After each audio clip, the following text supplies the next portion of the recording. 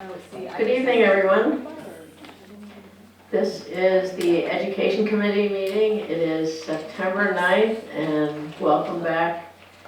As a committee, the Education Committee's been on, I won't say vacation, we just haven't met publicly or regularly all summer. We've really been on vacation. But anyway, we're ready to start this year. And Dr. Yanni, do you have any announcements? I do, thank you. As the committee knows and the board knows and the public knows, we did a stakeholder survey that closed August 30th. We're right now, we're digging through all of that data and putting it into a presentation. So I anticipate either at the September legislative meeting or at the October Education Committee meeting, we will do a full presentation on that. We'll make sure that all that data is available on the website as well. Thank you.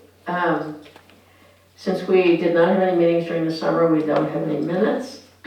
So I think we're ready to jump right into our presentations. And the first one is the overview of student data.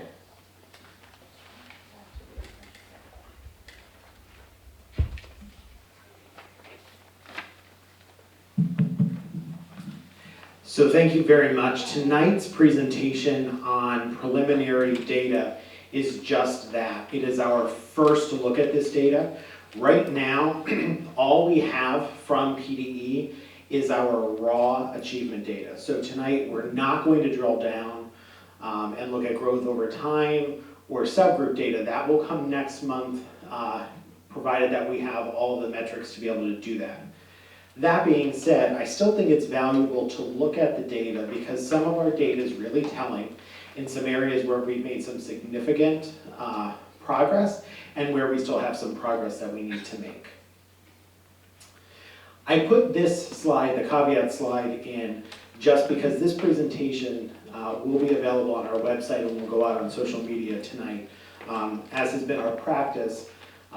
And the next presentation will be far more in-depth. So we'll start with the ELA PSSA scores. Standards changed a couple years ago. Districts have figured out what that looks like and how instruction has to change. We fared pretty well this year, and we're going to look by building. So let me, by grade level, I'm sorry. Let me start by saying that as your superintendent, we really need to be figuring out how to crack the ceiling of how to get. We shouldn't be focusing on how to get to 90% proficient. We should be focusing on how to get that last group of kids over the finish line. When I look at student data, I look at 3 columns. I don't look at the proficient column the first time I look at data. I look at the advanced percentages, and I also look at the basic and below basic, because quite frankly, in a district like Upper Dublin, we should have no students scoring below basic. That's an assumption that we should always be making, that we shouldn't see students in the below basic category. So when we look at our third graders, we know third graders are the first group to take the PSSA. And if you look, we are running with 0% of students being basic and below basic at 3 of our below basic at 3 of our elementary schools. Last year we dispelled the rumor that Thomas Fitzwater was what people had dubbed the poor school for a long time. There's not a huge disparity in the free and reduced lunch and poverty data between Maple Glen, which has our lowest poverty rate, and Thomas Fitzwater. And while we realize that there are some challenges that exist, poverty is, and the effects of that on our achievement is absolutely something that we can overcome. We saw pretty nice scores across third grade. We struggled a little bit more at Thomas Fitzwater, and that was because of the class makeup and how some of the sections in third grade were put together. But overall, I was pleased with what I started to see coming in third grade. The PSSA, the change in the PSSA several years ago was actually a really positive and productive change, in my opinion, because it's now requiring kids to really think. You can't just skim the story or skim the piece of nonfiction and answer questions. You really have to think. And so these tests are now starting to measure thinking. And so overall, I was very pleased with where we were in 3rd grade. If you look at 4th grade, starting in Fort Washington, we were 99%, 98% proficient or advanced. High scores as well at Jarretttown, at Maple Glen, and at Thomas Fitzwater. But if you see the difference in the buildings and the way the scores were distributed, we still have a cohort of kids at Jarretttown and at Maple Glen that are scoring a pretty significant number, scoring in the basic category. So now that we have this data, we know what the data is telling us. We have to dig in to say, why did we see data results like this? 5th grade, now here's where I pause and I remind everybody that we're not going to accept excuses. So we got an email from PDE, 5th grade scores across the state have gone down. That's fine, but we're not the state, we're Upper Dublin and we can do better. We started to see kids making some really nice growth, but we struggled in some of our buildings, as you can see from the data, with too many kids not getting over the line into the proficient range. And so we have to look at a couple of things that we're doing. We have to look at what we're doing with text-dependent analysis, and those are writing or responses to reading that are pretty sophisticated in nature. We have to look at the level of texts we're engaging kids in, and we have to look at how, through guided reading and through literature circles, we're really fostering thinking in our kids, not just regurgitating or recall of story details. Overall, 3, 4, 5, we have fairly good results, but as always, room for improvement. When you look at the middle school, we only had one student who was below basic on the PSSA in 6th grade. But we still have far too many kids scoring basic. So we have to look at how are we using instructional time? Are we giving our teachers the right materials to teach with? Are we giving our teachers the permission to do for kids what they need to do? Or are we creating some artificial roadblocks? The 6th grade team did a fair amount of work over the summer to realign and expand upon some of the areas of their curriculum. One of the things that I think we will see, especially once we can look at growth data, is I'm not sure that we have given our 6th grade teachers the very best materials that they can use to deliver the curriculum. In 7th grade, again, we see a large percentage, or a fairly large percentage of students that were in the basic category, not in the below basic category. So we see a decrease year over year in below basic, but we still do have, in my opinion, far too many students in the basic column. I also want to look at what we're doing in 7th grade. 7th grade is a year that we have a class called critical reading. So we should be seeing more and more kids with our structure showing up in the advanced column or in the advanced category, and we're not seeing that. And then in 8th grade scores are typically pretty strong. There's a pretty deep writing component to what they're doing. One of the things that we'll talk about later when we look at data for math was that there was really no statistical difference between how the students performed that were on the personalized learning team and how the kids on the other team performed. So it's good in a way that we didn't see any implementation dips, but yet I'm not sure I'm not sure that the scores are going to bear out what people maybe were hopeful of. Math scores. So when you look at our basic and below basic scores, again, very few of our kids in the below basic category. Once again, I have to say we struggle in math, and we're struggling in math for a number of reasons. As the standards changed and other districts figured out how to course correct, I'm not sure that some of the lessons, and in fact some of the units in Eureka are strong enough to really not just teach the standards, but to instill in kids the knowledge that they need. And so we're going through a process of looking at, in the Eureka resources, what units are aligned tightly to standards and what units and what lessons aren't, and we're supplementing that. You know, teachers take these scores very personally, and when we look at this and we talk about the data, we have to disassociate ourselves a little bit on some level and say, are we giving our teachers the very best resources, the very best materials to deliver the curriculum? When I look at third grade math, I also see a big disparity when you look at Fort Washington, and then you start looking across at Jarretttown, Maple Glen, and Thomas Fitzwater, when you look at the percentage of kids that were in the advanced column. So one of the things that we have created conditions for this year is for teachers to visit other teachers' classrooms. What's happening in Fort Washington classrooms that we can capitalize on and breed across our district. Fourth grade scores. We did a fairly good job.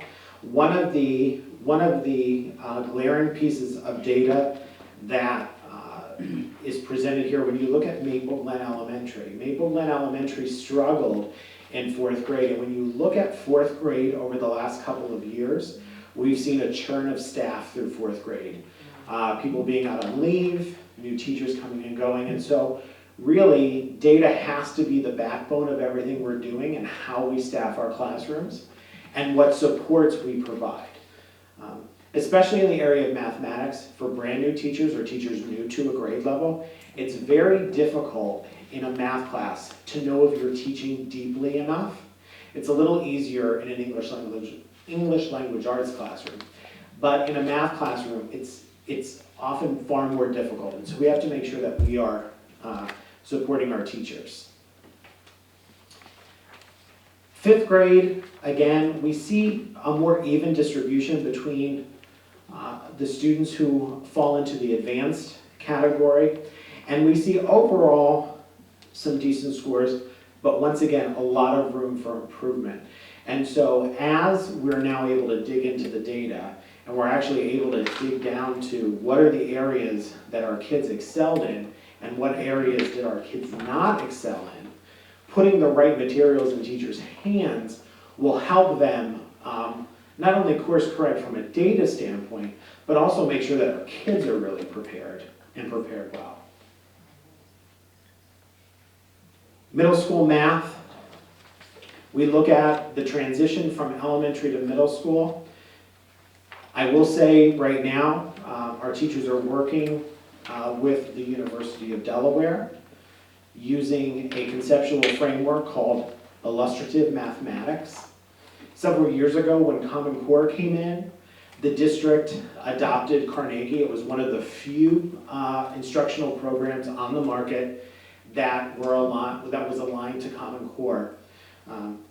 We outgrew Carnegie, as did most districts, because they aligned specifically to the National Common Core. And people say, well, the National Common Core and the Pennsylvania Core standards are pretty similar. They're pretty similar, but there are some pretty significant differences in the standards. And so we will be engaged in a year-long process with Illustrative, with the University of Delaware, where our teachers are going to be getting not only support from us administratively, but from professors and the actual designers of illustrative mathematics from the University of Delaware. 7th grade scores. looked fairly good. And then in 8th grade, again, we start to see a challenge with a lot of kids scoring in the basic category. Now, this is what I'll say.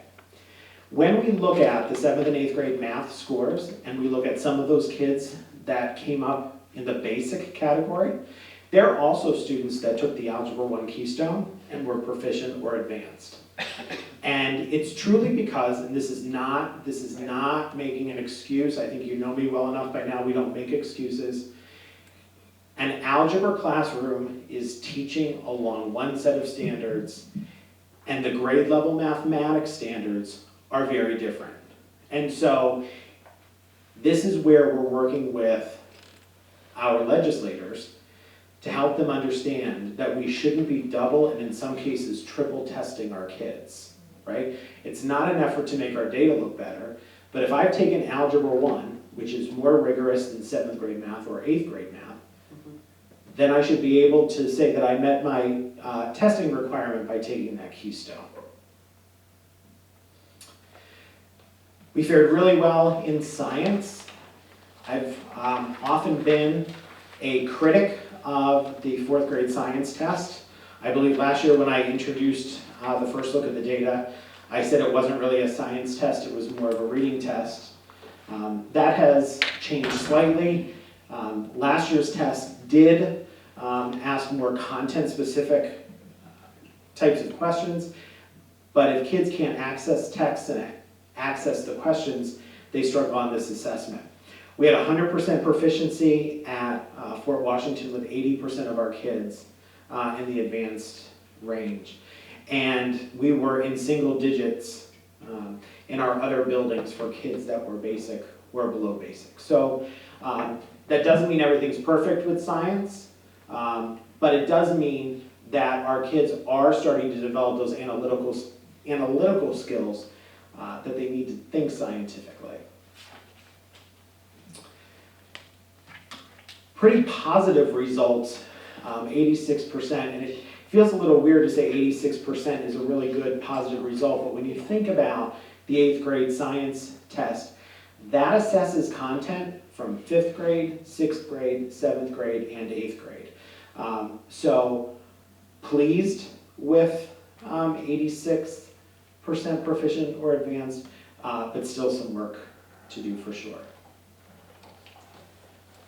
When we look at our Keystone scores in math, our 7th graders who took the Algebra 1 Keystone, we had 100% of those students proficient or advanced, as should be the case.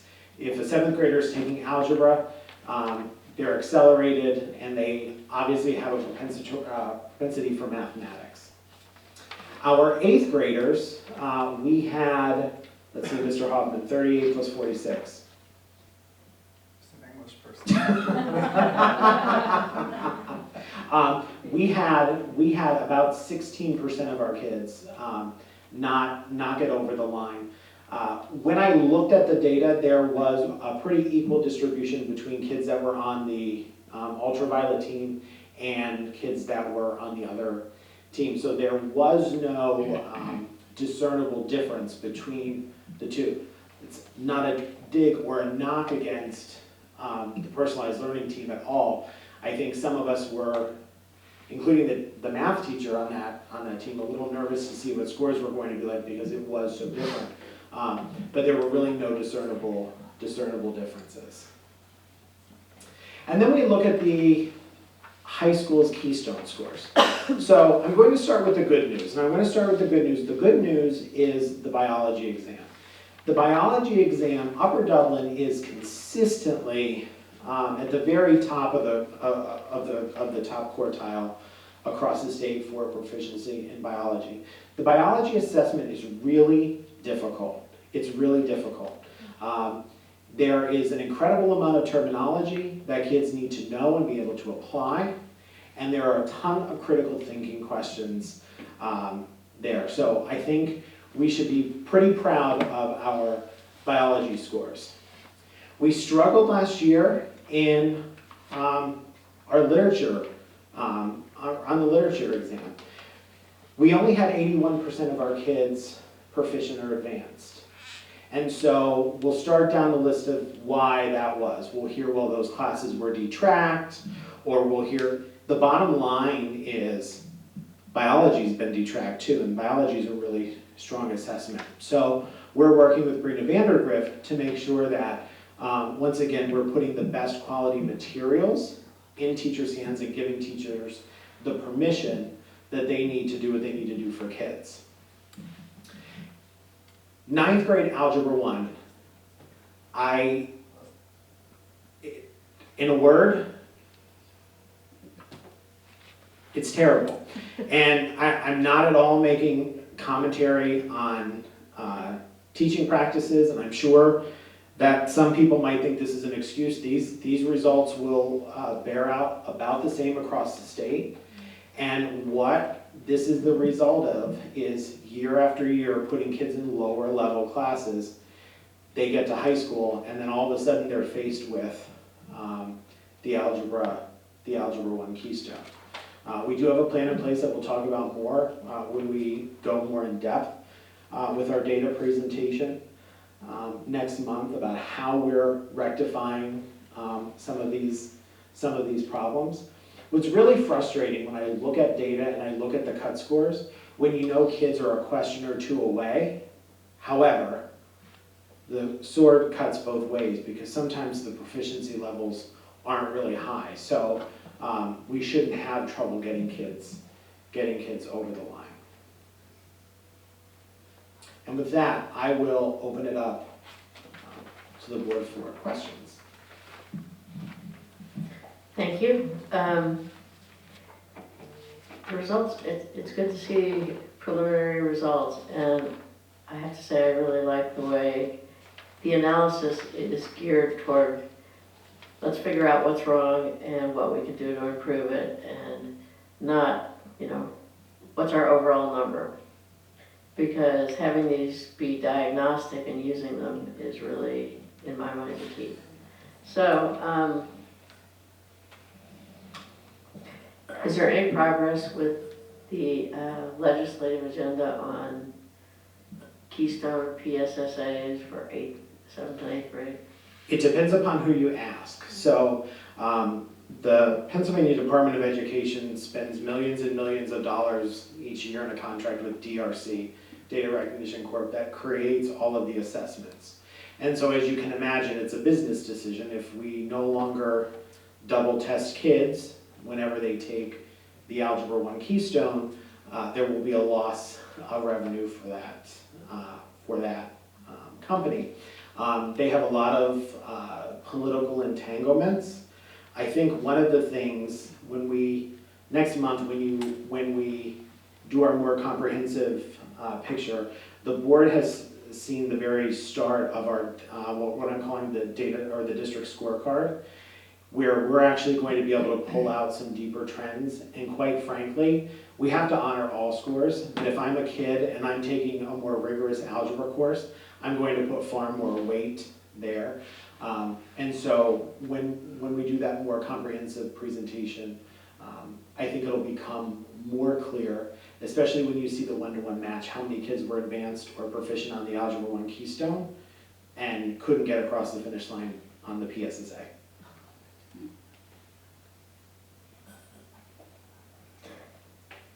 Do you have some? Yeah, of course I'm going to ask about the algebra. The middle school results, those are kids who are typically accelerated, right? And then for the students in the high school, those are the ones that have struggled with the math previously. What I'm really interested in seeing in the next presentation is sort of the growth over time, and seeing if some of the interventions that have been put in place in the last few years have actually borne some results. Because I think that's really what we're after. And I think primarily for math, but I guess also in the language arts. So if that is something that will be included next time. And also next time you also compare us with other districts? Yes, right now, we can't see any other district's data, but what we'll do is we will have comparative data for the state, but also our 10 peer districts. Yeah, and then based on these results so far, have you made any changes already in how things are set up in either math or language arts or Yeah, biology? So one of the significant changes we've made actually preceded these scores, and that's our movement forward with illustrative math. Our next challenge is to look K-5 at what we're doing in math at the elementary level. I am cautiously optimistic that we are going to see some good results and a turnaround with illustrative, but I don't want to put the cart before the horse because we're just starting that. So we'll be looking, you're stuck with me for 4 more years, so I would like a systemic, continuous K-12 math scope and sequence. And as you know, we're piloting something different in literacy this year at the elementary level, which will feed much more nicely into the matriculation in middle school so that we don't create gaps for kids unknowingly. At the high school, I know Ms. Vandergrift has been working with the 9th and 10th grade teachers to make sure that we bolster up what we're doing in writing, and Mr. Hoffman in a few minutes will actually speak about a vision we have for writing in the district. Sorry, a few more. Also the math, certainly the Keystone is a lot of reading.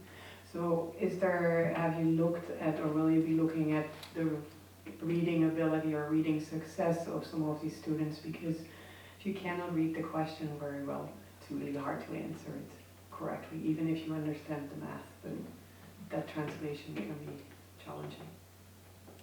The average, I will say, on the Algebra 1 Keystone, there are, in the second module of the assessment, last year the readability was an end of high school and beyond readability. So knowing that when I look at our 7th and 8th graders that take it, I'm saying, wow, these kids not only do they have significant math ability, that they have significant verbal abilities as well, and comprehension abilities as well. One of the things that we have to look at when we support kids in our math classes is that we're not just supporting them for math, but that we're also supporting them for literacy.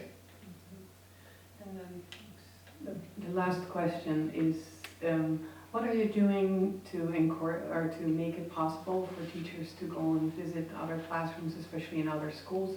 Because there's definitely also based on the numbers, it looks like there are some differences in results and maybe in approaches. Sure, and so we're providing release time. We've pushed having teachers submit what they want to do for their differentiated supervision projects until the end of the month. Because I want to make sure that principals are sharing all of this data with their teachers. So the program doesn't have a cute name like Leave Your Island or anything like that, although maybe we'll call it that now.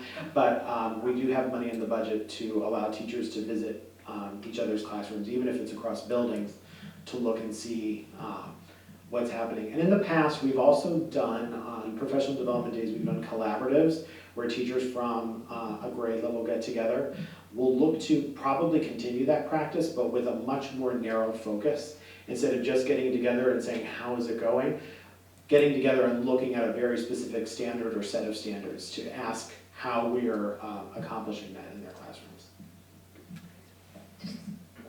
One follow-up on that last question.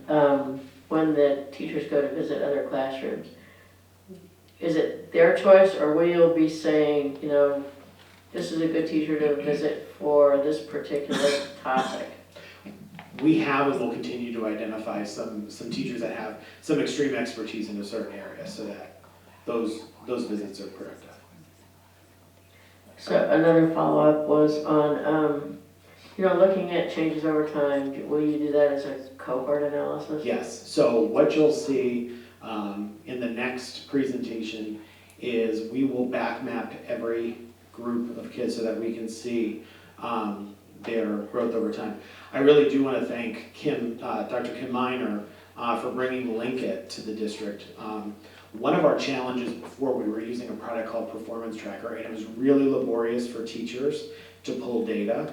And it was even laborious for those of us who had used it on a fairly regular basis. Now we're able to have data at our fingertips a little bit, well, actually a lot easier. And actually Linkit does some of the data disaggregation for us, so we're not spending time calling all the data, so then we can focus on now what are we going to do with that data? Just two quick questions, Steve. 7th and 8th grade Keystone, the N was 185, the high school is 156. When does the state report the total, just the high school? How does it report? So what happens is whenever you take the Keystone, your score is banked until you get to 11th grade. So the information that we see, not here, but when the state gives us our school performance profile, it will be for last year's 11th graders, no matter when they took the assessment. Right, so then the Keystone scores will be very different Yes, they will than what look, we have yeah, here, because it will include Right. those 7th and 8th graders that took the Keystone right, years from ago. years ago, right. Yeah. Which is why we have to look at it in two ways. We have to look at it now, because these are the kids that just took it. And then the other sort of game that districts play, when the state gives us the actual data, the scores always go up, because those kids have taken it. If they haven't done well, they've done remediation, and they take it again, and they only report the highest score. Right. That's why it's important to look at the first run data, because that 50% will probably look more like 85 or 90% by the time the kids have been through remediation and they retake the assessment. The other question, this cohort of students were the first group that the PSSA's testing period was reduced by a day? Reduced by a day.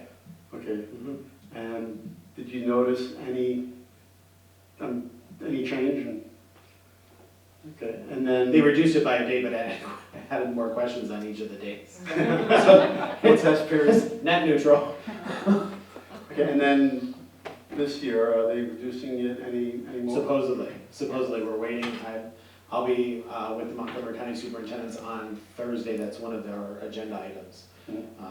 So we may see a reduction again this year. How about Keystone? How long are those tests? Keystones are 2 modules, usually done in probably, 90 minutes or 120 minutes? 120 minutes. They're longer. They're longer exams and more taxing. They're more rigorous. And on those days, you have kids sitting for a good chunk of the day assessing. So I always question the validity of Keystone, just because of the students know that it's not a high stakes test, probably. And so, do we do anything to get them more motivated, for them to understand that it's not a high stakes test, but it's a high stakes test just for districts? Right, so our kids know that while it's not a high stakes test, it is a graduation requirement for us. And so the downside of not performing well is you have to do some remediation. I absolutely abhor test prep. Early in my career, I used these books called Blast Off, because blast off to proficiency. But the best defense is good offense. And so, making sure that kids are highly engaged in these classes well before they take the assessment. Well before they take the assessment. Is there anything new on alternative graduation requirements? Nothing since last year, right? Well, the state passed the alternate routes. They passed different options that students can use for high school graduation plans. Exactly, but in most districts like Upper Dublin, it's not going to change the trajectory of many students. All right. I have a question. Oh, Dr. Rosen. Yes. When you look at the 3rd and 4th grade data, let's say, Do you have something to look back to from kindergarten, first and second grade to correlate, to see if we can identify these students that are basic or, you know, not, or less than basic, earlier? So the last couple of years, we've been using STAR assessments, which are dynamic and predictive. And we also have some curriculum-based assessments. This is the first year we're moving forward in literacy using the benchmark assessment system, the BAS, so that we'll be able to have data on all kids, not just PSSA data on kids in grades 3 and above. And I think that will help us change trajectory of kids, because we're becoming more diagnostic and prescriptive in our teaching with using data appropriately. You know, sometimes people say, well, data reduces kids to a number. I flip that around and I say data helps us create conditions for kids to be really successful. If something's not working, we can fix it. If something really is working, we can accentuate it. So having the BAS, having the STAR assessments will help us have a better look, K1 and 2. Is there any, when you look back at the data, are you going to look at anything like, if you look historically, certain instructional changes that we've made, like the times that we were reduced to track, the times we introduced a new curriculum, things like that that are, you know, could be breakpoints, Sure. either up or down. So I've created what I'm calling the Upper Dublin Roadmap, and it's when big changes happened, so that when we lay the data over it, we can see did those instances change our data for the good or for the bad. And that'll be part of the, It'll be part of the next presentation. oh, great, wow, yeah. So Um, I will say, because you know sometimes when we do these data presentations, it feels doom and gloom because we're not talking about 100%. But I have to say, I've been in education a long time, not as long as Dr. Miner, but a little bit longer than Mr. Hoffman. I'm just saying. It's the roadmap, right? I'm somewhere, I'm the rest stop between you two. But one of the things that I'll say is I really have to give all the credit in the world to our teachers. Before the school year started, we had a week of professional learning experiences, and everybody was all in. And for really the first time in my career, it was almost an exclusively positive opening. And if anybody challenges Doug, he can play Duck, Duck, Goose. That's an inside joke, but ask him about it after the meeting, better than anyone else. But truly, what we saw at the beginning of the school year was teachers really having a passion and a purpose and wanting to do what's best for our kids. So it's been really a pleasure to start the school year with everyone. Okay, on to our next presentation, unless there's anyone else. Do you have a question? Sorry. Yep. Sorry. Because you ended on a high note there, so I feel bad. And it's not that this isn't a high note. No. You had rightly mentioned earlier that you're going to pay some attention, the team's going to pay some attention to the kids in the basic and below basic categories. Are you going to be able to break that out for us? I know we've talked, but just for the community's sake, about some of the factors that are weighing in there, number of kids in special ed, number of kids low SES, and potentially, I guess one thing I would be curious if we could look at are referrals in that group for emotional support needs. Yeah, we'll be able to do all of that. On the flip side, looking at our top learners, our high-end learners, and when we get our PVAS, which is our growth, I'll be really interested to see if we were able to move the needle on their growth, and if we were able to move the needle, what was it that precipitated that move, and if we weren't, what prevented us from doing so. When Mr. Hoffman talks in a couple minutes about writing is one of the things that I think is really going to move the needle instructionally in our district. Writing is thinking, right? And so if we can get up and running with a really good, strong writing K-12 curriculum and scope and sequence, I think we're going to move the needle really for all kids. Thank you. Just one comment. I mean, my children graduated in 2005, which is a few years ago now. But my impression was that the weakest part of their whole education was writing. Okay, on to the next topic. Elementary progress reports. So you guys wore me out, so I'm gonna make this, quick. No one's laughing at my jokes tonight. Dr. Resnick, they usually laugh a little bit more than they are tonight. So one of the things that came out in a couple settings, up to and including our stakeholder survey, was the fact that our elementary progress reports are not the most user-friendly documents, and they don't always tell us how kids are performing.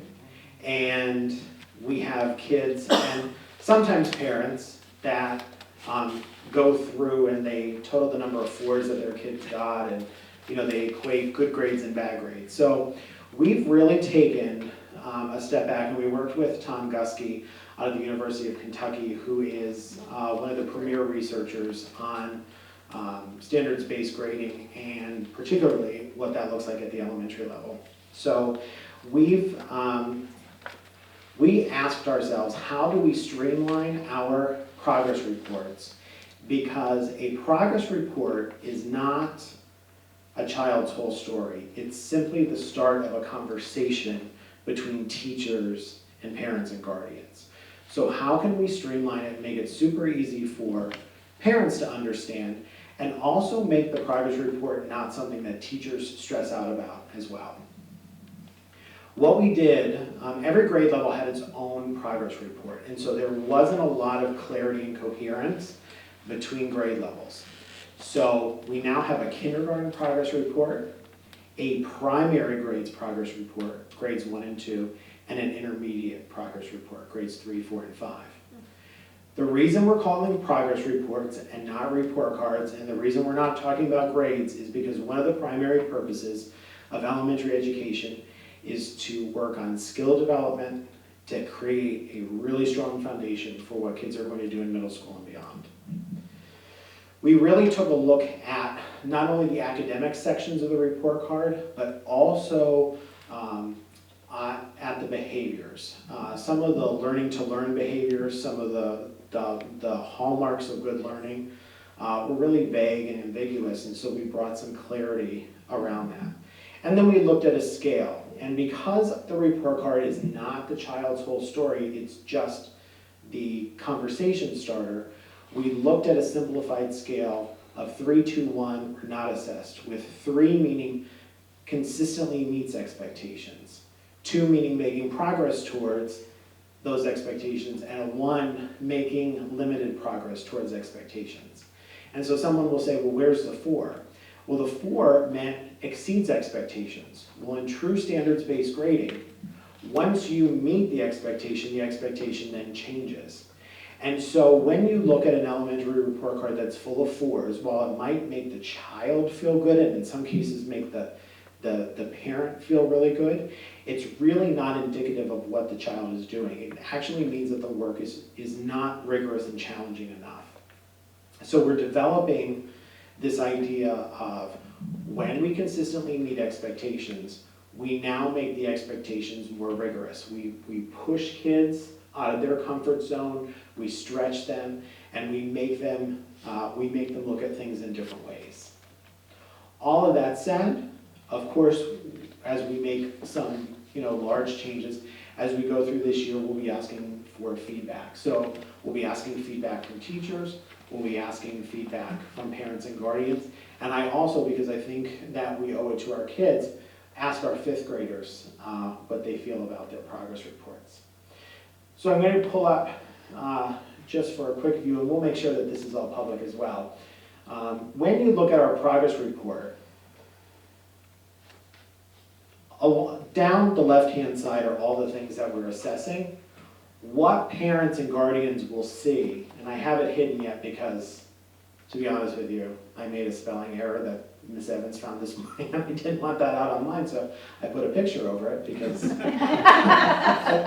these were made in Excel, and I didn't have time to fix it this afternoon, so, but my point in saying we've put some parent and guardian-friendly language on the right side of the report card, so parents understand what's being assessed. Not everyone in the world knows what decoding and fluency is. What do number and operations mean, or what exactly are the algebraic concepts? We owe it to our parents, guardians, our families to make sure that they understand what's being assessed. We have science and social studies in addition to literacy and math, and then also for our special area classes. You know, one of the things that I think happens in a lot of school districts is we think of special area classes as a way to give teachers their prep time, and we don't look at those classes intensely enough to say those classes really are supplementing and complementing the core curriculum. And so we want to be able to let parents know not only how kids are understanding key concepts, whether it's in art, music, health and phys ed, but what does their effort look like? And we put effort there for these subjects because a kid may not be a great artist, and the projects that come home may not look like beautiful works of art, but the child really put a lot of effort into it. Or maybe the child isn't musically inclined but puts a lot of effort into it as well. We then streamlined the learning behaviors on some of our grade levels. I believe I think it was second grade had 12 or 13 learning behaviors. We boiled those down because, again, we can't use a progress report to tell you everything about a child, but we can use it as a springboard for that conversation. So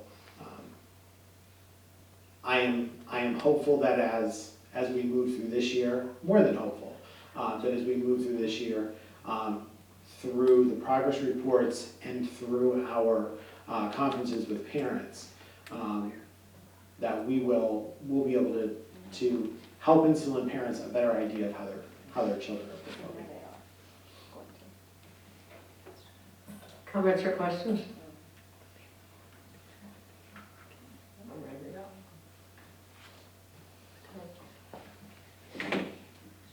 Dr. Yanni, will the first progress report be given to parents during conferences? They'll actually get They it. can explain Yeah. the terminology. and stuff? Yeah, they'll actually, so there will be a parent letter that goes home well in advance of the first conference explaining everything. They'll get the progress report in advance of the conference, and then the conference is really that opportunity to go over everything with parents, guardians.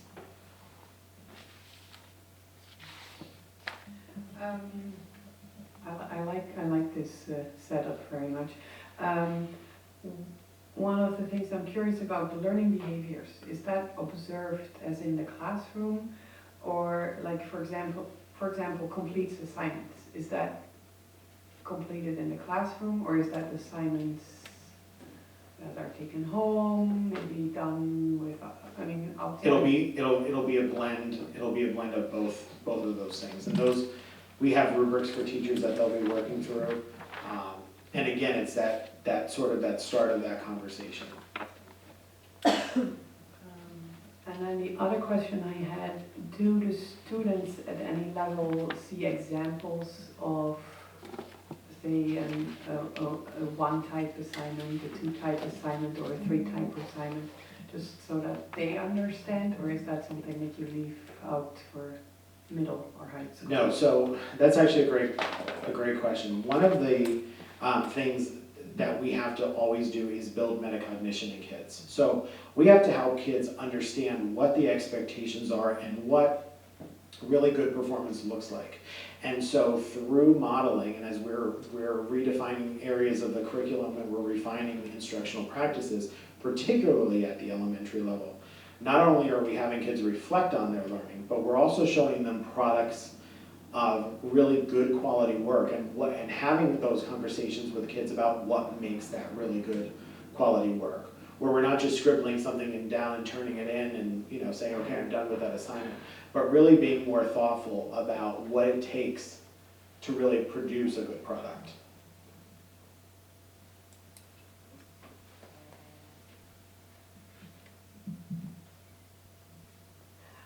I'm really excited about this. This is, I think, a big improvement over where we are, and I know we've been talking about this quite a while, about making these changes. In terms of the little blurb that I can't see because of your cute little graphic, for reading levels, I think there's always some confusion with parents about what is my child's reading level at school, and what should they be reading at home, and that independent reading level. And I hear this a lot in just my own day-to-day. Is that something we're going to be able to share in this portion? So on every report card, every progress report, we will be noting if kids are on grade level, above level, or approaching level, because it's important for parents to know. The reason that I hesitate in putting a specific level is we teach, I know it sounds right, we teach kids, not levels. And so as a former second grade teacher, for a large portion of the year, kids will be in level L books, and sometimes you'll be in level L. And every once in a while, you'll find an easy level M book that you're able to, you know, to introduce to get kids moving forward. The reason that we're going to be explaining it as on level, above level, or approaching level is because really, kids are reading in a range. They're not just reading at a certain level. So, and that range depends upon what they can read independently versus what they can read with me. And sometimes that's a pretty broad range. Now, when they're not with the teacher, we want them to build really good reading stamina, and we want them to build really good fluency and really good comprehension. Going back to their true instructional level or their independent level is really, really important. So as we think about redefining literacy at the elementary level, I have this vision of kids with literally a bin of books next to them that are at their independent levels, so that when they're done with whatever they're doing, they're constantly going into that bin and reading. It's no different than, you know, practicing for a sport. The more you practice, the better you'll get. Are there suggestions for parents, for kids, what to read at home, or what level, or how is that handled? One of the things we want to do this year is to share not just a list of books, but these are the types of books that capture this type of interest. And if your kid's reading in this range, they're good books for them to tackle by themselves. And if they're not reading in that range, it's a good book for you to tackle with your child. You know, the challenge is to find what turns a kid on to reading. Some kids are just readers and they'll read whatever you put in front of them. But there are so many good series of books now that if we get kids hooked on some of the series, we can spur them to read more. What I'm really excited about with the Fountas of Pinnell pilot we're doing this year, the nonfiction that comes with Fountas of Pinnell Classroom is absolutely incredible. And the fiction that comes with it is real fiction. It's not contrived text. So we're not putting kids into these little books that someone wrote just to convey a skill. It's real literature, it's real nonfiction. I've learned more about the Venus flytrap in the last 2 days, in the last like 2 school days, because you know, you give a second grader a book about a Venus flytrap and they will know everything there is about Venus flytrap. So I've learned a lot. Anything else? Okay, thank you for Thank that you. one. Now we're ready for the reports and recommendations. And our first topic here is the Adolescent Sleepiness Task Force.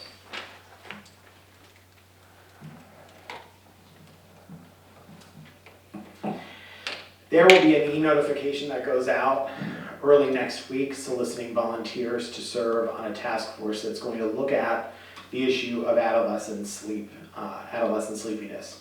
So many districts are looking at the issue only through the lens of what they're doing or going to do with school start times. We want to look at it in a more comprehensive way. So we'll be looking at everything from sleep hygiene, we'll be looking at homework, we'll be looking at schedules inside and outside of school. So we're going to take a very broad approach and try to come up with some recommendations that could include a whole host of things. So look for that next Monday or Tuesday. Is that just for some board members, or is there some So- that's so going out it'll to be- different groups? It's actually going out to everyone. So we're looking for board members, we're looking for administrators, teachers, coaches, kids. We have, last year, Dr. Ludwig and I did 2 meetings here at the high school. I also did a meeting at the middle school, and I have several students, I think they think they're in to get homework reduced if they serve on the adolescent sleepiness task force. So there'll be information coming out about that early next week, but it'll be for all stakeholders. All right, writing vision.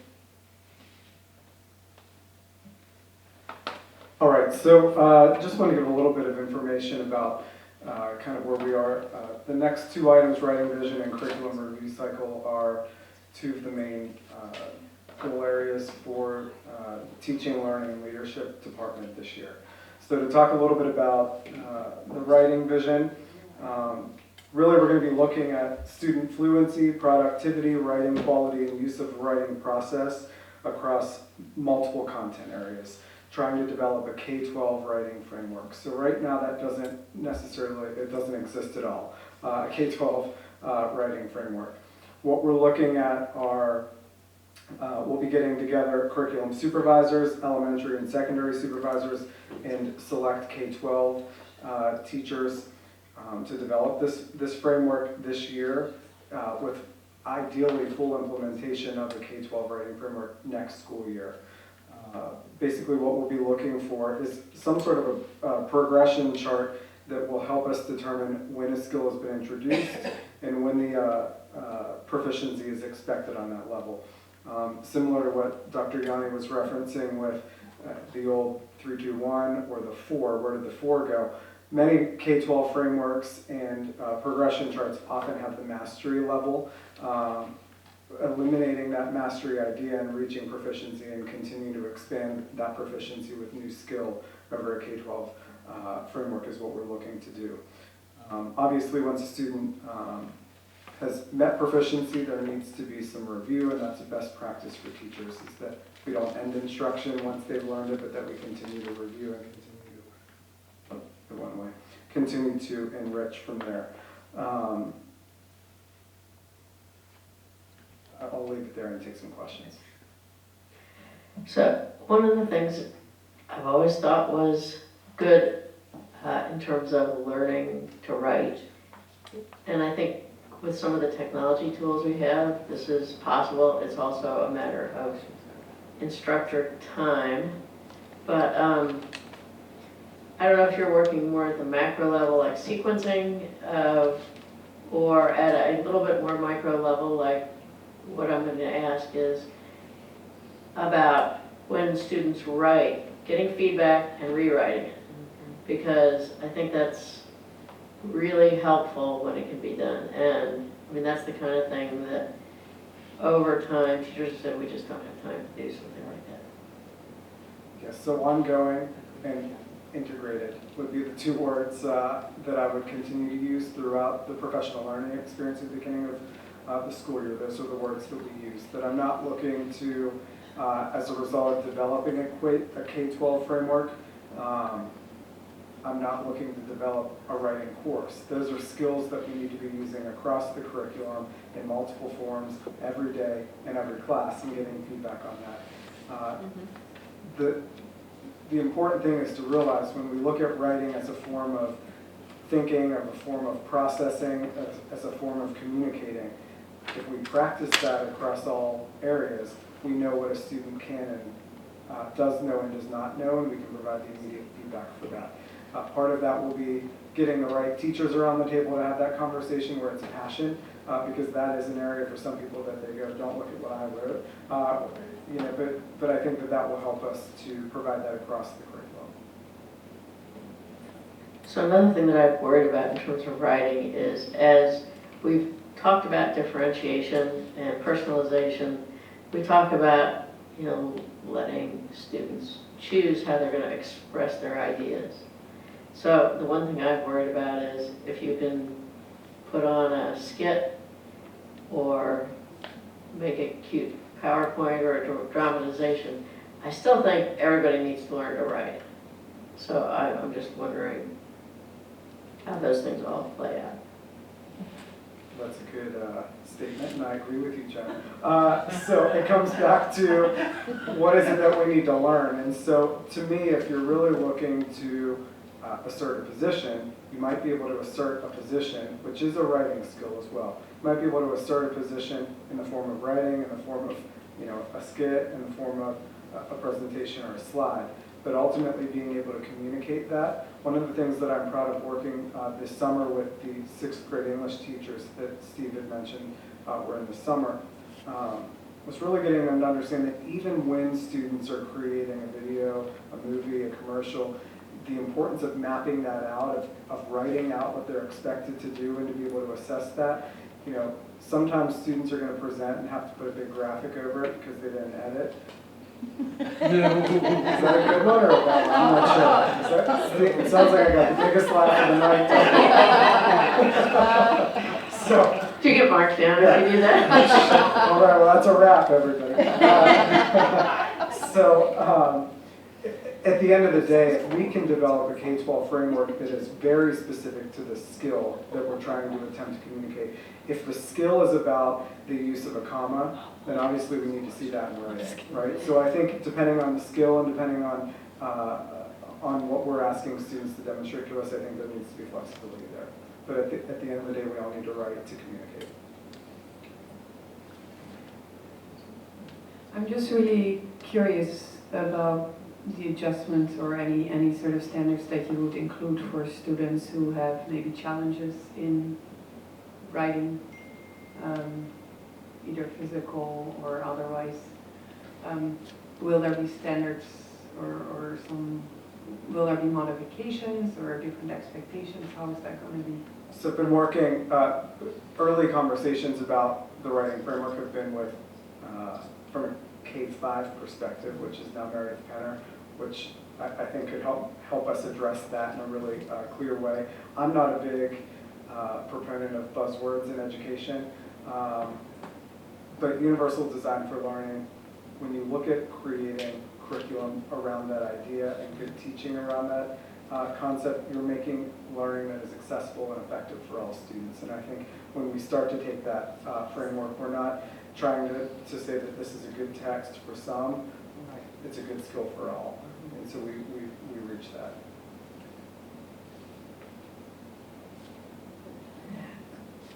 So one thing that I've been working on with my own kids this summer is a bit of writing. They had to read some books and write about them.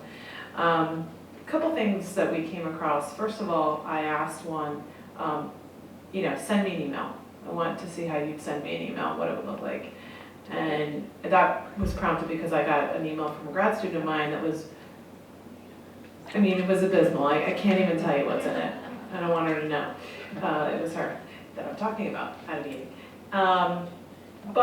So I guess I'm asking about functional writing. I see a lot of creative writing assignments come home, and I'll be honest, my children are not terribly intrigued by that. However, I think there are some functional writing things around email, around writing a lab report, not, for a third grader that would look so extensive, but how to here's the materials. I don't know how much of that's going on. I don't see it though.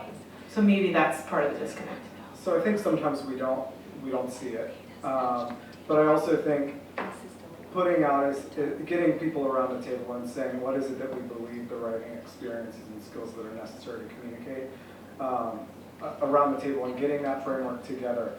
If you've seen any sort of scope and sequence or progression chart, it's not something that says in kindergarten, here's a list of 7 things. Now in first grade, here's a list of 7. You'll see this chart that really is, some skills are, across the board K-12 in the first skill, and others are continuing to develop over time.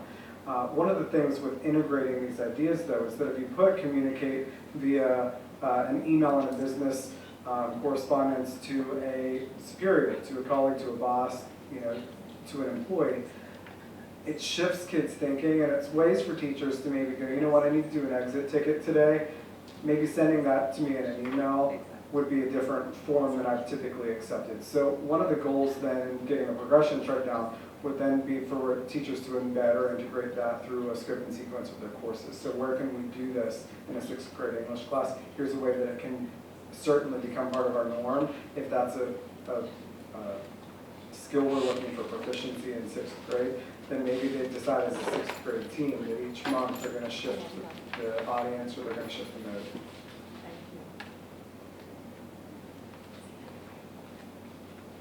Anyone else?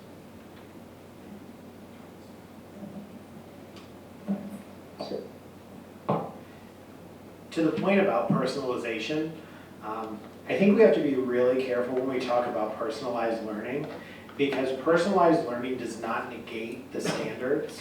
And so before we personalize, we have to make sure that we're at least baseline setting. And one of the things that we've been really clear about, and it's going to, you'll hear me talking about this, and you'll hear Dave and Kim talking about this, the standards are the minimal expectations for kids, what they have to know and what they have to do. And so it's once we reach those standards, then we can do some more personalized learning, which is naturally enriching and also a good opportunity for remediation.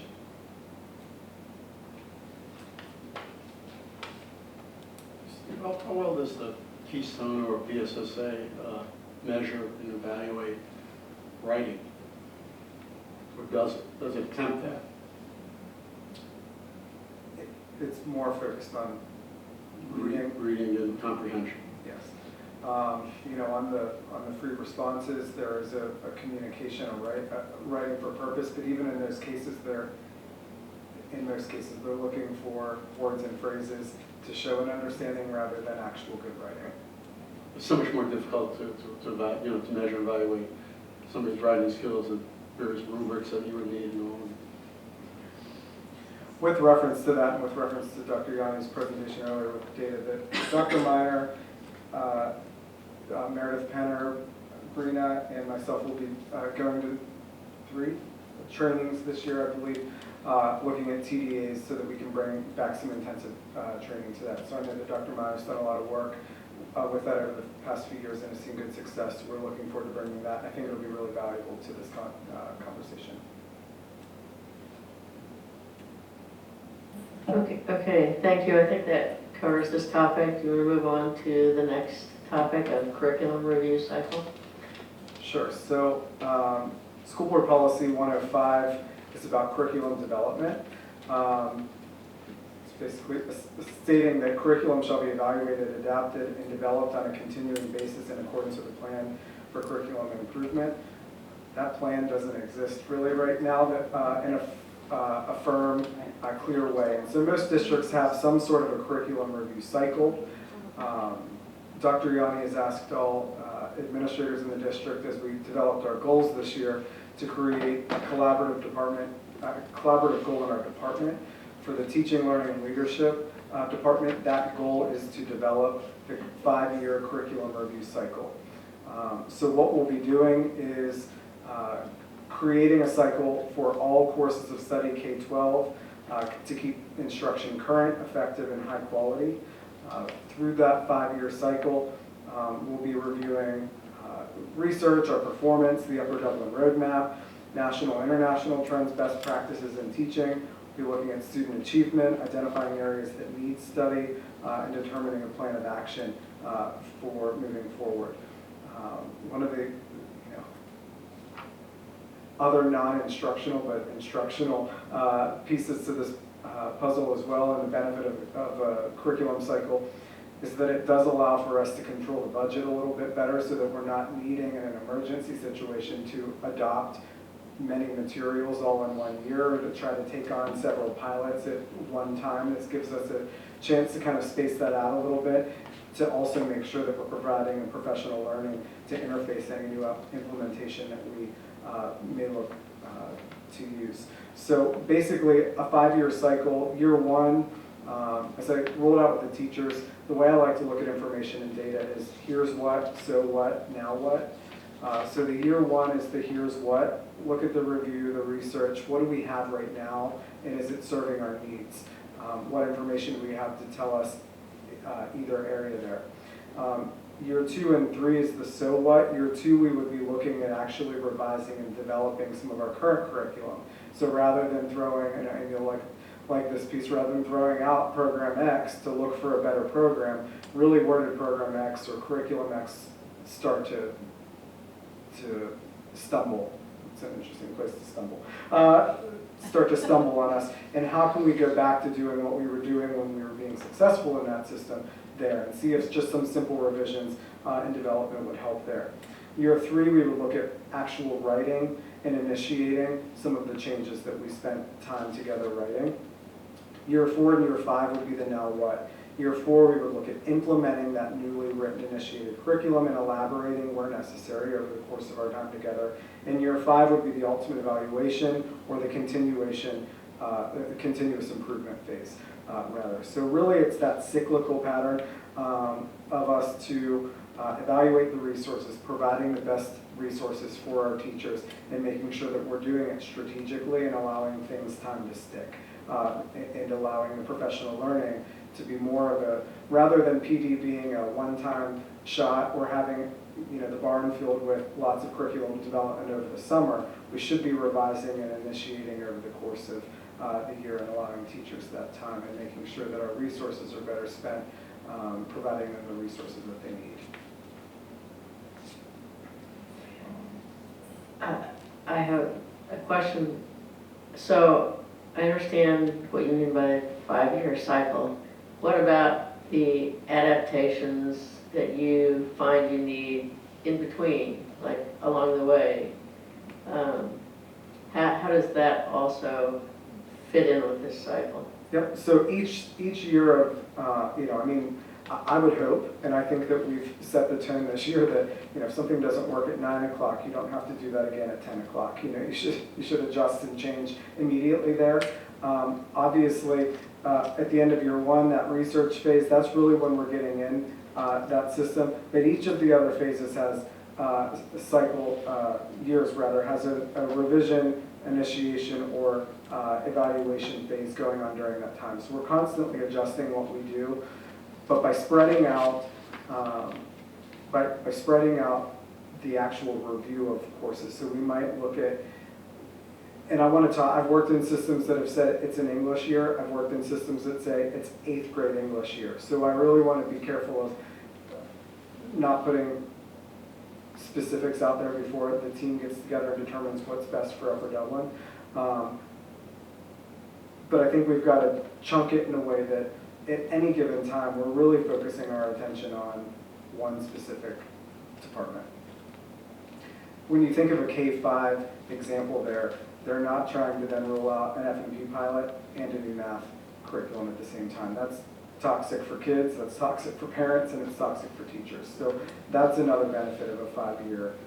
And I'm saying 5, maybe the table gets around and says, we're Upper Dublin, let's do it in 4, 6, 8. We'll figure out what that timeline looks like once we get together. But I'm shooting for a 5 because I think it's a little more manageable for us.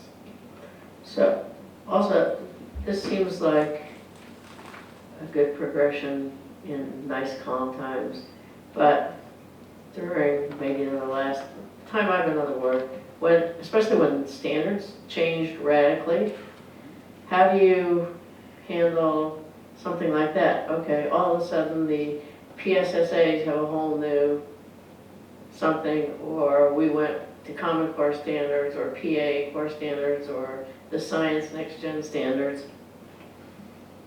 I think one of two things.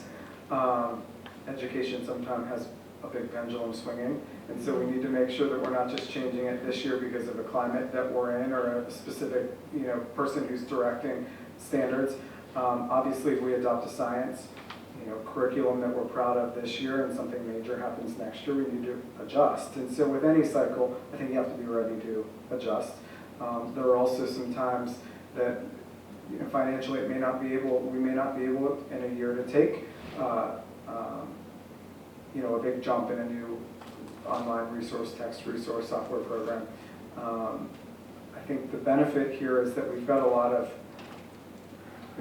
programs supporting a lot of courses right now. I think we need to streamline that, and this process will help us do that.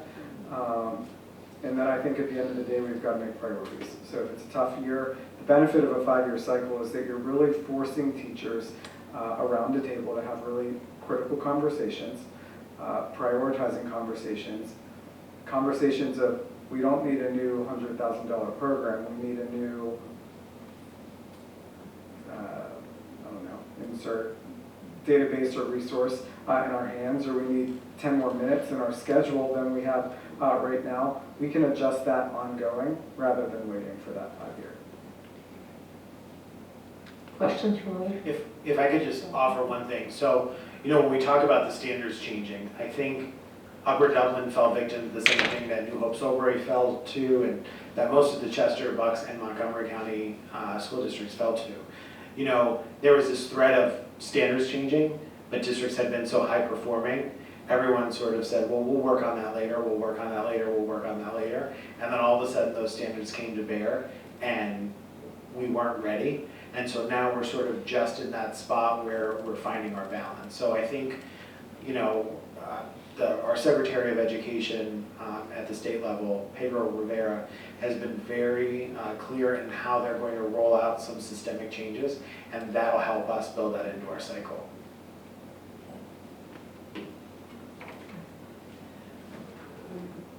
Yeah, I'm interested in these cycles. I think the ongoing review, that's essential. But what I'm not so clear on is the areas, because writing clearly is sort of integral to most subject areas.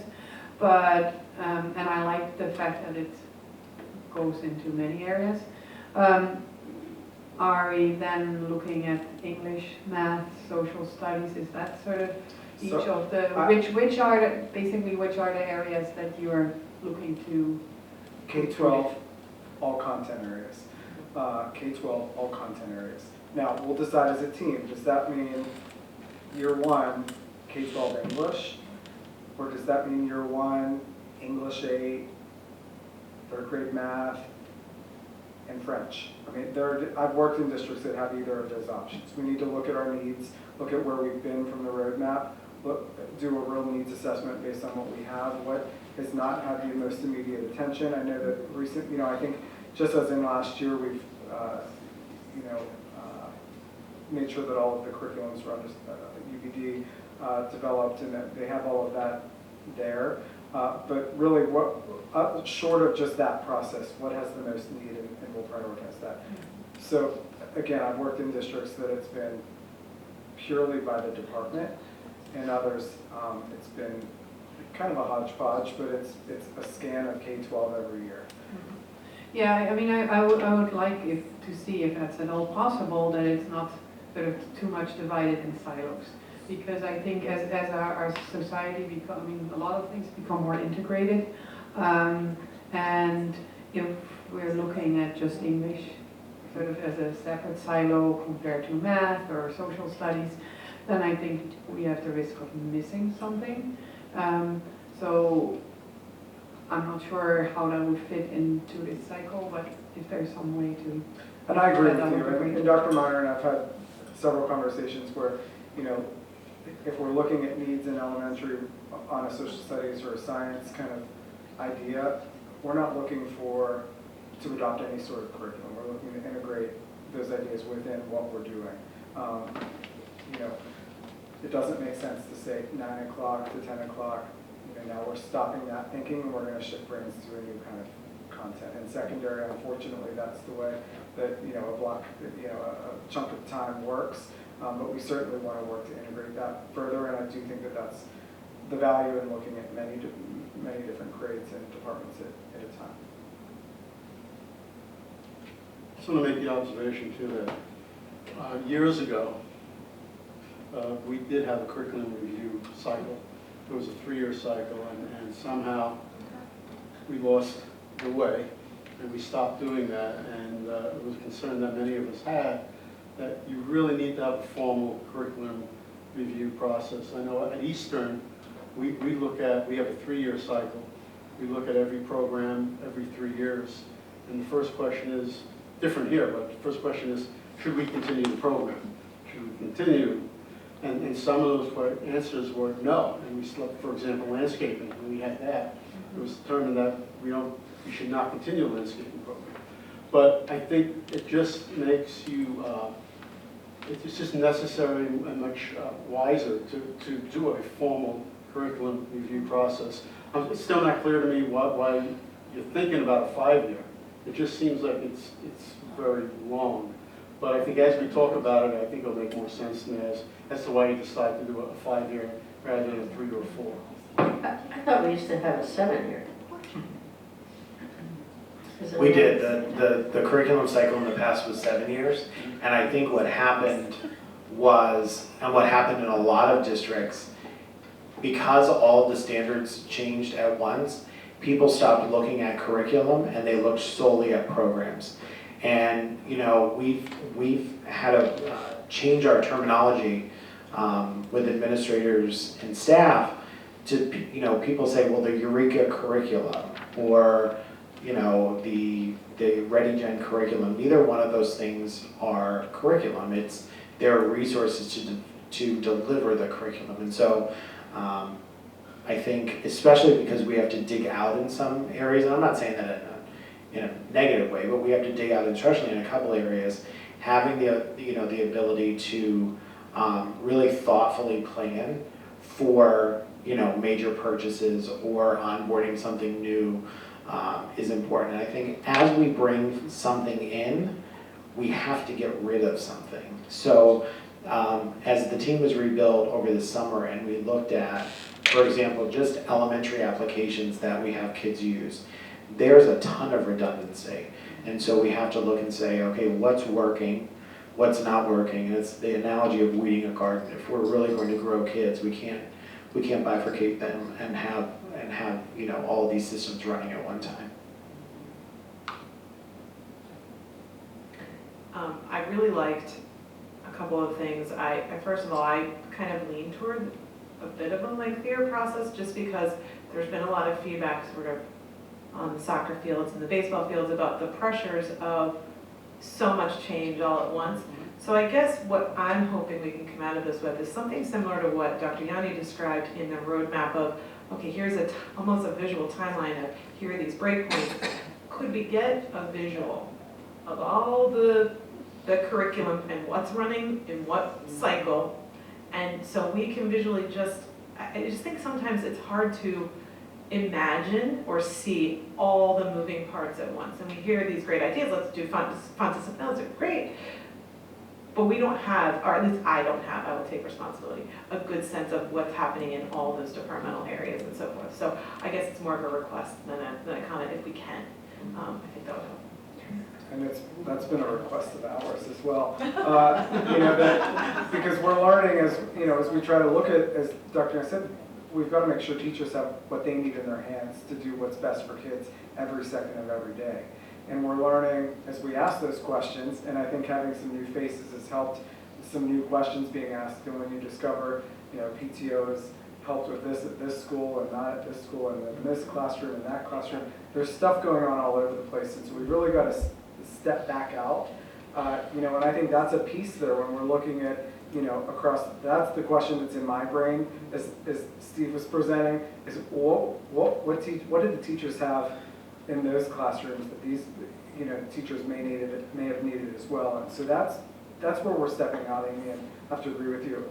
That's a question that I have, and it's a request that we're making across the district. So, this is like the beginning of the process, or maybe it's the middle of the process. Wait, because let's call it the beginning. you had a little time this summer to work on it, but the beginning. Yeah, what have you been doing?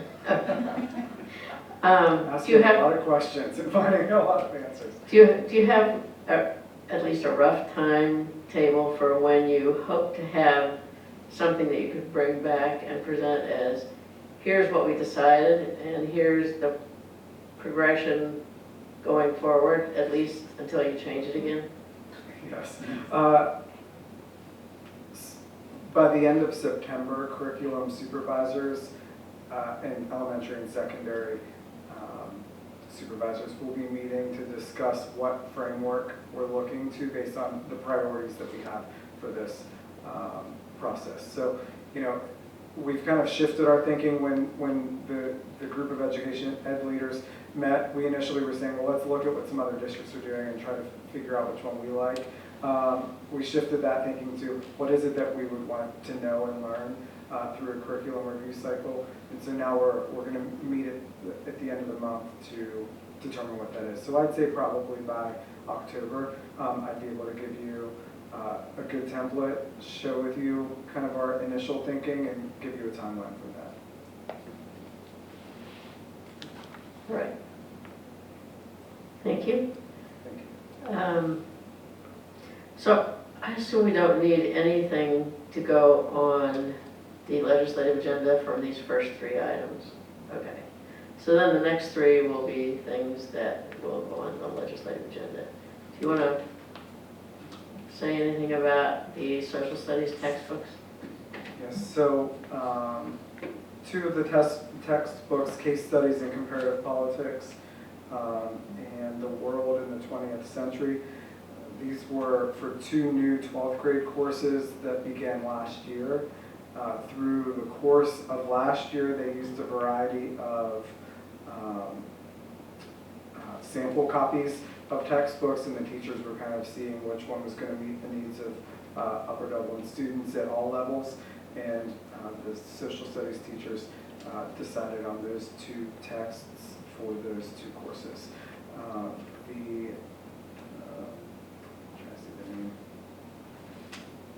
Discovering Our Past and United States History and Geography. These were texts that have been used that needed to be renewed. They were online versions. Any comments or questions? For the comparative politics, is that very recent material? Is it? I mean, is this something that needs to be in an online version that is being updated as we go, or is it more of a sort of hard copy that is out of date in 5 years?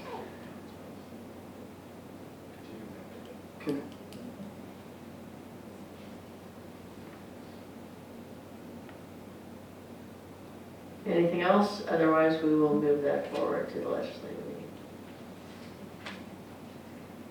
Student activities. I think there's only one. Spanish exchange. There's probably nothing we need to talk about unless anyone has any questions. We'll move that forward. And then conferences. Any questions about those? And just a note on conferences, I believe Dr. Yanni mentioned it at an earlier meeting or maybe at the end of summer, that we are, this year we're looking to limit the number of people that are attending conferences so that we can have more experiences and more of a bring back from people. We'll be reviewing that with curriculum supervisors as well to have a better understanding of what the experience is going to be that comes back to all teachers of that department or of our district. So our professional learning experience at the end of August is a good example of that. Some of our teachers went on conferences and brought back activities like the Goose Chase and like some of the other experiences that were used for that. So we want to bring back from these conferences.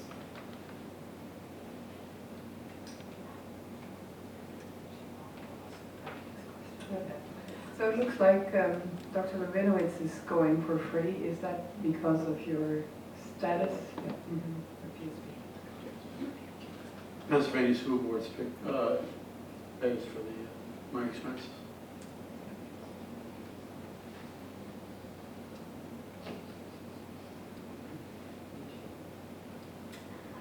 Okay, so we will move the conferences forward also. We're up to community input.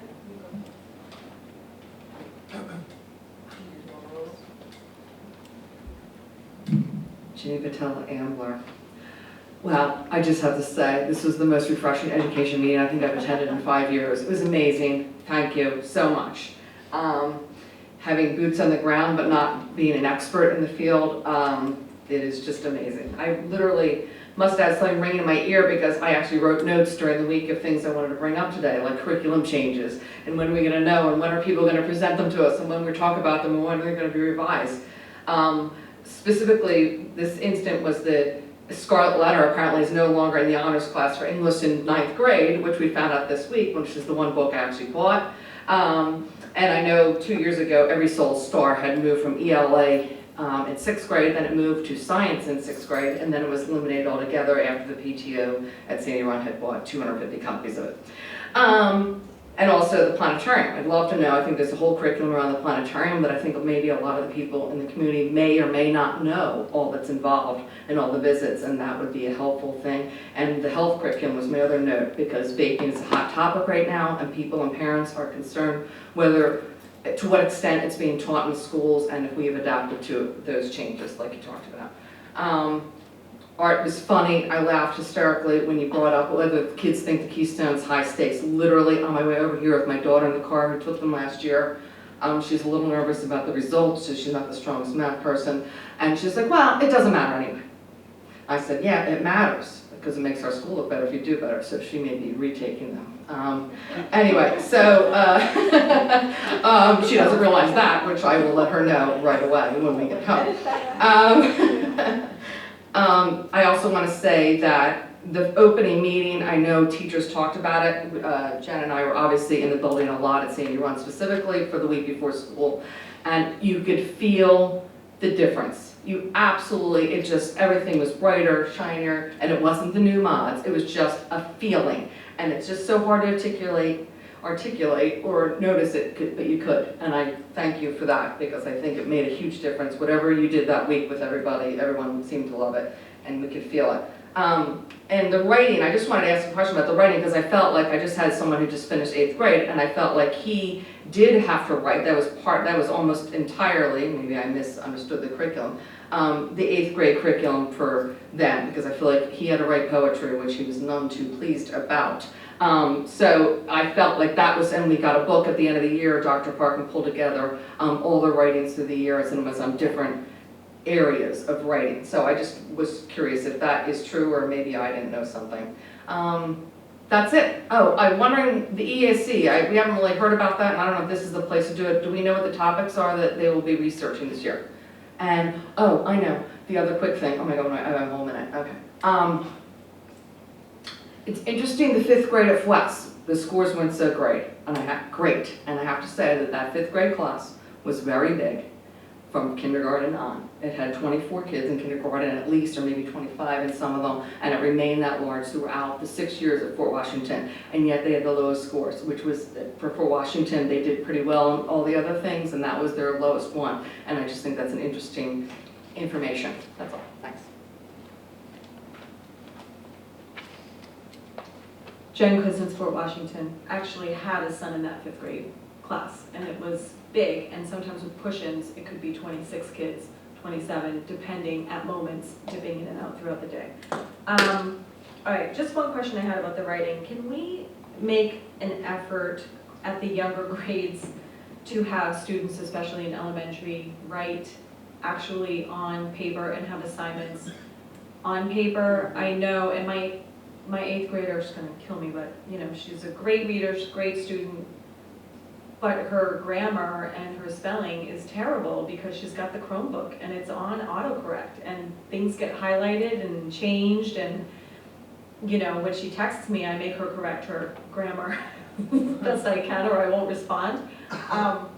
But I think it's a concern. I think the Chromebooks are really not doing anyone a good service. I think that when my now 5th grader got her Chromebook, Leo said, and you never have to remember how to spell again. I mean, that's what my 6th grader said to her. So I just think that it's a problem. And then Pam Olszewski left me a question because she couldn't stay. She wanted me to read this for you. Since passing the Keystone exam is a requirement to graduate, what is the protocol, the support for those students who passed L1 but not the Keystone? And then, is a teacher able to pick like prick out the PSSA Keystone exam results for their individual students? And or do those results ever go toward the teachers' assessments to help them evaluate and improve their performance? Thank you. Anita Brister, Fort Washington. I have a mixture of feelings tonight because I am thrilled, Dr. Yanni, the direction you're going. I don't even know Mr. Hoffman. I'm thrilled you're here. And on the other hand, I'm a little bit upset because I've asked many times when you were not here, Emmett, where's our curriculum review process? I know I've got them in my basement, the old ones that Upper Dublin used to do. I remember very clearly an extensive language arts curriculum review, an extensive math review, an extensive foreign language review, and then they disappeared. Okay, I would really have to kind of track, I would need more than tonight 4 minutes to track when the heck did they disappear. Okay, but I know it's been, I'm going to say 5 or 6 years off the top of my head. And to me, as a former parent and a parent who are just a person that cares about other people's kids, a good, strong curriculum where you identify the strengths and the weaknesses, what's working, what's not, and a good, capable teacher, which we have, I would say 98% of them are wonderful teachers, that makes or breaks it for the kids in this district. It is not one bit of a surprise to me when things are not, we don't have consistency on our test scores, when our district, meaning, let's face it, it means the board. If a superintendent comes in here and has no desire to do a curriculum review, you should have held that superintendent accountable. You should have pulled out the previous reviews and said, we do curriculum reviews here. So it's upsetting to me because it means that our kids we're not getting optimum education here. My kids, I honestly think did, just to tell you the truth. I mean, my kids had it. The first thing that brought me to a meeting was an issue with the superintendent, but the second thing that brought me to staying in meetings was I was really interested in curriculum. All right, 2 minutes. Let me ask one question that you can answer afterwards. I want to make sure that, you may have even said it, but I was so upset I couldn't listen after a while. I want to make sure that surveys, or I'm hoping that surveys would be part of the beginning step, because we used to do surveys usually of teachers, sometimes of parents, teachers, and even kids, depending on the age, to identify what's working and what's not working, strengths and weaknesses, because you don't want to throw out what's working. For many years, a lot of things were working really well here in Upper Dublin. You don't want to throw those things out. So I'd just like to know if that's part of the beginning part. Along with the curriculum review cycle, the writing framework, to hear that a K-12 writing framework doesn't exist, very upsetting. Glad it will exist in the future. I want to say, I'm going to take something that Joan said and say I think I agree with her, although she didn't say it as bluntly as I would. I don't think videos, PowerPoints, skits, book reports, oral book reports, I don't think they're anything close to written work. I'm not saying to eliminate them, because I remember when my daughter built a tree for To Kill a Mockingbird, and it was really fun, and you gotta have some fun in there, but you gotta teach the kids to write. Again, I don't know, I'm not bragging at all. I'm saying it's due to the teachers. My kids could write, and it was absolutely due to the teachers. My son used to do his homework. I'll give a shout out to Mr. Parkin, who's not here anymore, but when he moved up to the high school, oh my God, if you had him for history, you were writing a lot, and my son hated it, but it helped him a lot. And I'm just gonna finish with this if you give me 30 more seconds. Between my first kid and my second kid, first kid and thousands of others did a preliminary, we'll call it research paper in 8th grade, everybody did.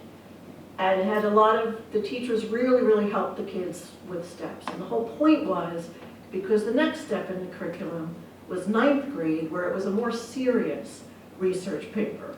And I called a past curriculum director when the second kid was in 8th grade, and years going by, and I said, well, when are they gonna start that research paper that the other kid did? Oh, we're not doing it anymore in English, but I think the other teacher in some other class is doing it. Well, guess what? Nobody was doing it. And it had not come to the board. So there's an example right there that kids then got to go right into 9th grade with no practice research paper. Done. Have to be done.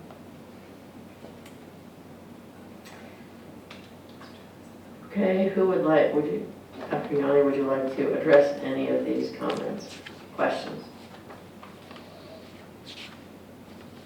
Sure. I'm trying to think about which one I want to start with. Yes, surveys. Yes to the surveys. One of the things, unlike other districts, we have something in our teacher's contract called IPD, which means things have to go through a planning cycle. So in addition to, formal surveys, there's constant teacher input into different processes. So we always want to make sure that we capitalize on what's working and don't throw everything away, because anything that's good and anything that's working and validate it, the data shows us it's working. We want to make sure that we hang on to that. So yes, that absolutely is a part of that. You write down the other questions. I was intently listening and not taking notes. A lot of the things were comments and not questions. One of the questions was, what support is there for? Oh, what support is there for kids that don't pass the Keystone? So if a student doesn't pass a Keystone, whether it's biology, algebra 1, or the English literature, and they pass the course, there is some intensive remediation that happens where we pinpoint exactly what it was, what the deficiencies were on the Keystone, and then those students reassess. There's also some natural things built in. It sounds counterproductive, but kids that do reasonably well on Algebra 1 but don't do well on the Keystone shows with almost 100% accuracy that once they start Algebra 2 and they're about halfway through, if they retake the Algebra 1 test, they have a high pass rate. The other question was, can teachers see the data from their kids and be able to pinpoint exactly where their kids are falling down? And the answer to that is now with Linkit, yes. It was available also with Performance Tracker, but it was incredibly laborious to pull, and you had to create a whole host of filters to be able to pull that data. Now with Linkit, we can see where a whole grade level is struggling, where individual classrooms are struggling, and right down to the individual student. And we'll be able to intervene much more effectively and efficiently than we were before. And likewise, we'll be able to enrich much more effectively and efficiently because we'll be able to drill down to that data. See, the other things were about curriculum with regard to the planetarium, health, and vaping, and writing on paper. So probably in December or January, it would be prudent to have Ms. Small come and do a presentation on what the visits to the planetarium look like at all grade levels. So I'm sure Mr. Hoffman will coordinate that. In terms of writing on paper, I do think we need to take a step back. Well, not taking a step back is not the right way to phrase it, but really ask ourselves, what are things that kids should be doing on Chromebooks, and what are some things that we should not be having kids do on Chromebooks? And even when we're using Chromebooks, there are things, we have the ability to lock kids' Chromebooks and turn off things like spell check, so that if students are doing an in-class writing assignment and they have to use their Chromebook, that the automatic spell check is turned off. And I think even though spell check is a reality in life, there are still times that we have to have kids not have access to that resource, because otherwise, even if they're taught grammar and spelling really well, the natural tendency is to, I'll just keep typing along and I'll get hints for those words.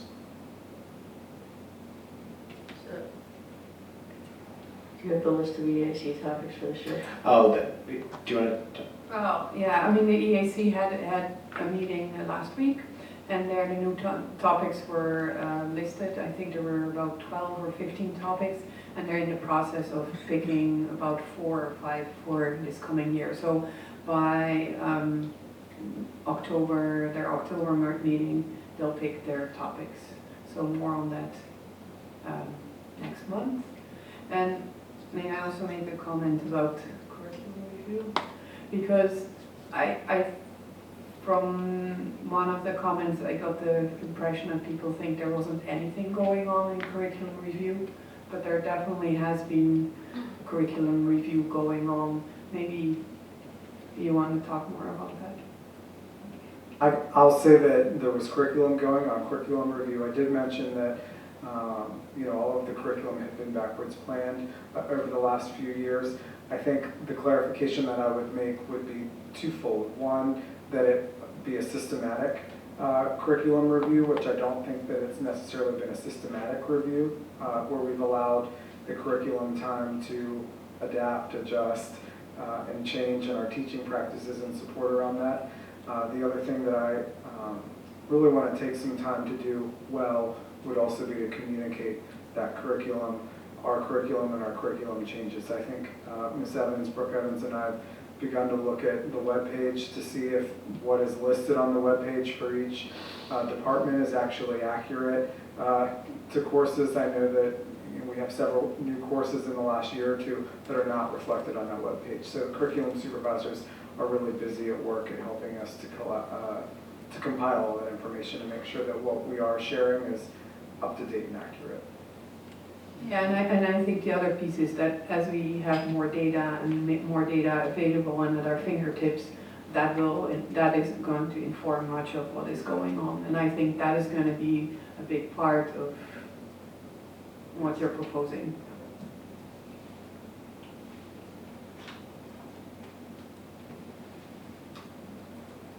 Any final comments from anyone? Okay, so the next Education Committee meeting will be Monday, October 14th, 6 o'clock here in the Cardinal Room. And with that, we're adjourned.